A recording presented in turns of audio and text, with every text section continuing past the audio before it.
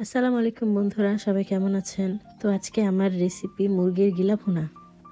তো প্রথমে আমি গিলাগুলো কেটে ভালোভাবে পরিষ্কার করে নিয়েছি এবং দিয়ে দিচ্ছি একটি লেবুর রস ও লবণ। তো লেবুর রস ও লবণ ভালোভাবে মাখিয়ে রেখে দেবো 10 মিনিটের জন্য।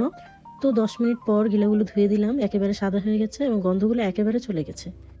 তো গিলাগুলো প্রথমে ভেজে নেব। এর জন্য একটি প্যানে দিয়ে দিলাম তেল এবং গিলাগুলো দিয়ে দিলাম। এর সাথে দিলাম হলুদ, লবণ এবং মরিচ।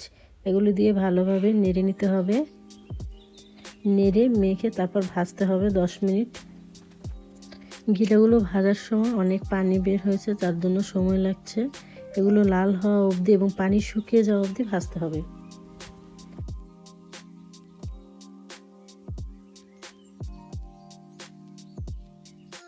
তো এখন আমার ভাজার পর্ব শেষ।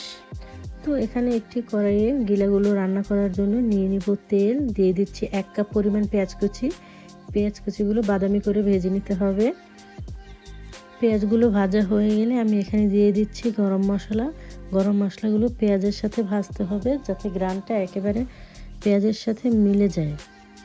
এখানে দিয়ে দিচ্ছি আদা রসুন। আদা রসুনগুলো পেঁয়াজের সাথে ভাজতে হবে যাতে আদা রসুনের কাঁচা গন্ধটা না থাকে।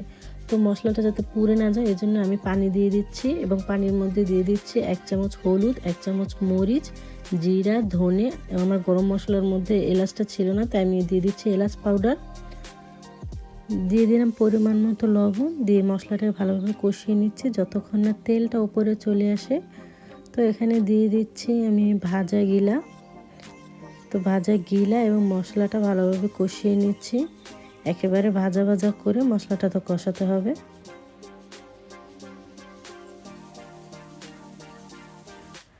গিলাটা অনেকক্ষণ ভাজার ফলে এটার টেস্টটা ভালো আসে এবং গিলার একটা বাজে স্মেল থাকে, সেটা একেবারে চলে যায়। দেখতেই পাচ্ছেন আমি কতটুকু সময় নিয়ে গিলাটা ভাজছি।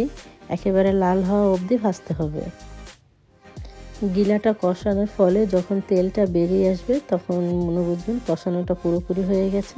দেখতেই পাচ্ছেন আমি গিলাটা কষানোর ফলে তেল বেরিয়ে গেছে। তো এখন আমি দিয়ে দিব পানি দিয়ে দিচ্ছি একটু বেশি করে যাতে গিলাটা একবারে সিদ্ধ হয়ে যায়। তো 20 মিনিটের জন্য ঢেকে রেখে দিব।